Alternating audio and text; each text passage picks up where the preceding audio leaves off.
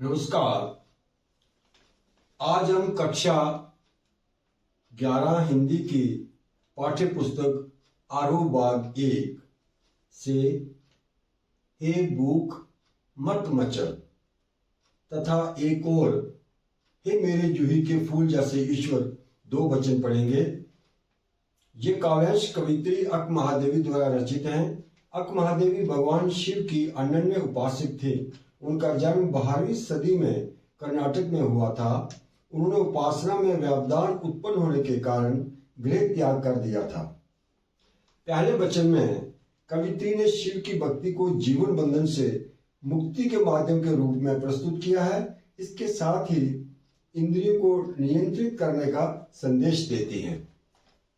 हे भूख मत मचल, प्यास तड़प मत, हे नींद मत सता, क्रोध मचा मत उथल पुथल, हे मोह पाश अपने ढील, लोभ मत ललचा, हे मद मत कर मदहोश, ईर्ष्या जला मत, ओ चराचर मत चूक अवसर, आई हूं संदेश लेकर चल मल्लिका अर्जुन का। यहाँ कवित्री भगवान की प्राप्ति के लिए इंद्रियों को वश में रहने के लिए कह रही हैं।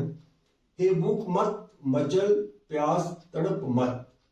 वे भूख से कहती हैं कि तू मचल कर मनुष्य को मत सता।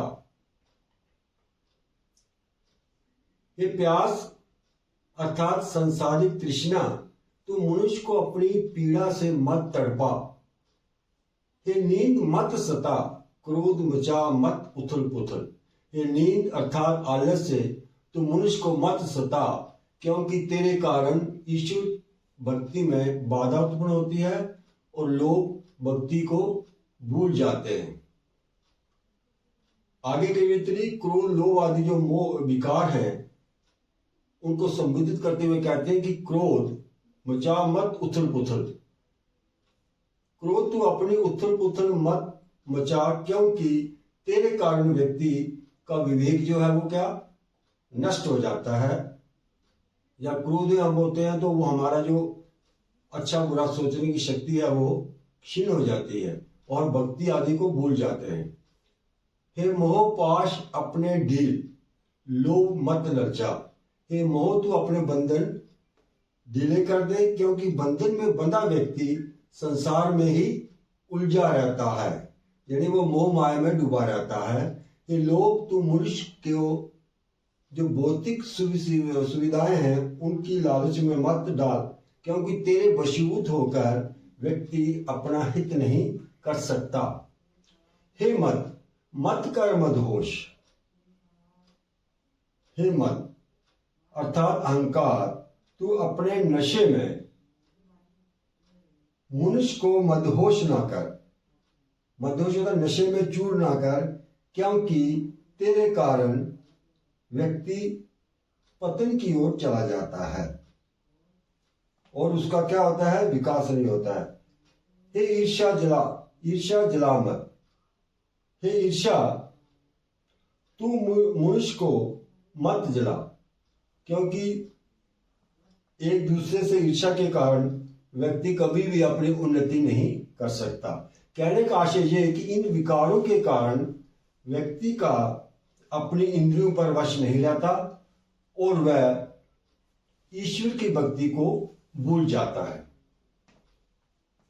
ओ चराचर मत चूक अवसर, आई हूं संदेश लेकर चल मल्लिका अर्जुन का।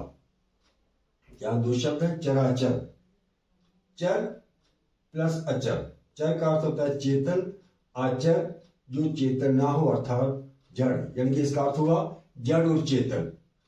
और मल्लिकार्जुन यहां भगवान शिव के लिए इसका ये शब्द आया है।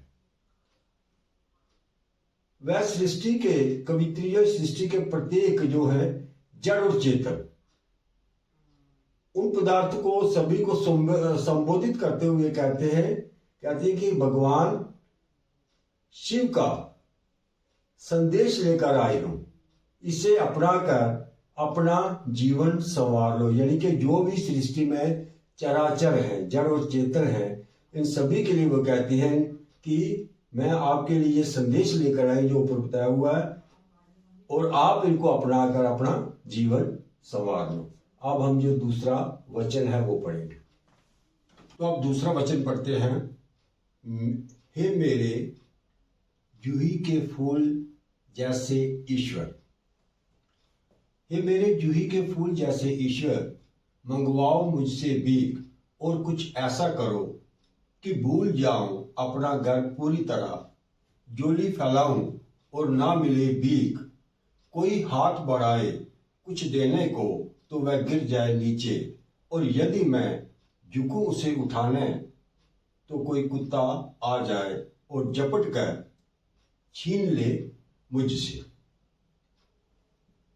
इस वचन में कवयित्री अक महादेवी ईश्वर को जूही के फूल जैसा मानते हुए उनसे अपना अहंकार नष्ट करने की प्रार्थना करती हैं, ईश्वर के प्रति पूर्ण समर्पण का भाव व्यक्त करती हैं। हे मेरे जूही के फूल जैसे ईश्वर, मंगवाओ मुझसे भीख।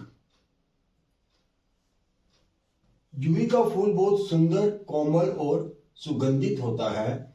ईश्वर की तुलना जूही के फूल के साथ करते हुए कवयित्री कहती है, हे जूही के फूल के समान कोमल परोपकारी ईश्वर, आप मुझसे ऐसे कार्य करवाओ जिससे मेरा अहंकार नष्ट हो जाए, मुझे भीख मांगनी पड़े, इसके अतिरिक्त मेरे पास कोई और साधन ना रहे, केवल तुम्हारा ही सहारा बचे।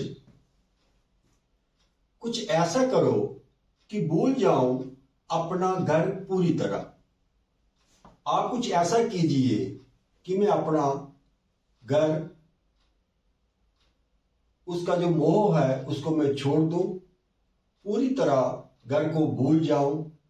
घर यानी यहां सांसारिक मोह माया को छोड़ने की बात है, उसको छोड़कर केवल मैं तुम्हारी शरण में रहूं। झोली फैलाऊं और ना मिले भीख, कोई हाथ बढ़ाए कुछ देने को तो वह गिर जाए नीचे, और यदि मैं झुकूं उसे उठाने तो कोई कुत्ता आ जाए और झपट कर छीन ले मुझसे। आगे कवित्री कहती हैं, वह भीख मांगने के लिए झोली फैलाए तो कोई उसे भीख भी ना दे। ईश्वर ऐसा कुछ करे कि उसे भीख भी नहीं मिले, और यदि कोई उसे कुछ देने के लिए हाथ बढ़ाए तो वह नीचे गिर जाए, और जब वह नीचे झुककर उसे उठाने का प्रयास करे तो कोई कुत्ता उसे झपट कर छीन ले। कवित्री चाहती है कि उसकी स्थिति इतनी दयनीय हो जाए कि उसके मन में किसी भी प्रकार का कोई विकार ना रहे। कहने का भाव ये कि कवियत्री भौतिक व सांसारिक वस्तुओं का त्याग करके केवल ईश्वर की कृपा प्राप्त करना चाहती है, उसी में विलीन होना चाहती हैं। आज इतना ही, धन्यवाद।